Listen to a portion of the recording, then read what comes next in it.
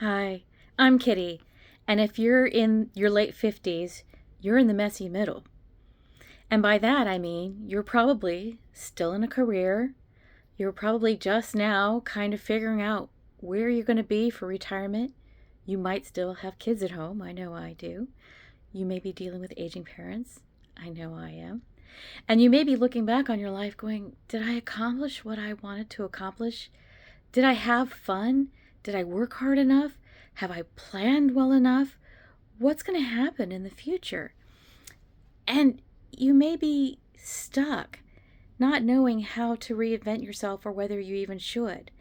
And you're faced with a house full and a life full of things that maybe don't define you anymore. But, do you still want them? I know I still want them. I still want all the things. I still want to do all the things.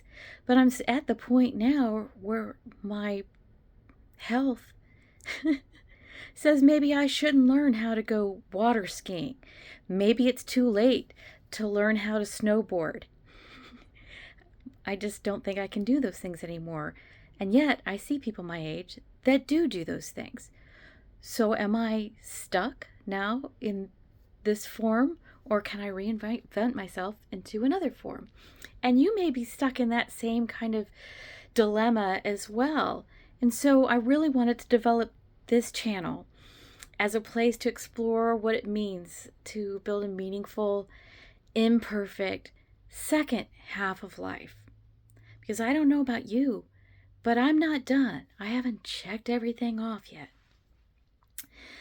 And I'm in the process of reinventing myself. We're always constantly in that process. But I've done it pretty radically in the last year. And that had nothing to do with the path that I was on before, other than I'm working in the same field that I was 30 years ago. But I've jumped to a much more front-facing role. And that's a challenge. I don't know how to manage this landscape. I'm great at being backroom operations. I'm fantastic at managing the part of the field that I knew, but I'm not even working in the same portion of the industry that I was working in before. So it's been a whole learning experience. And during this learning experience, I've discovered that there are things that I still want to do. But I also know I'm about 10 years outside of retirement. My retirement's not where I wanted to be. Because when I was in my 30s and my 40s, it was all I could do to keep up with the kids and manage the finances and go hither and yon to orchestra concerts and band and, football games and managing all the kids' things. And then a couple years ago, my husband had a major health event, and we kind of had to look at ourselves and go, where are we? Why did this happen? How could we avoided it? How can we avoid it in the future? But I still feel like there are things that I want to do in life. And so I think what I want to do is talk. I need to talk to people about identities we've outgrown, ways we want to identify ourselves in the future, our retirement fears, staying curious, facing the fact that, maybe we've built some stockpile of things for our fantasy life that we never actually lived. I mean, how many craft supplies did you buy for projects that maybe you never even started?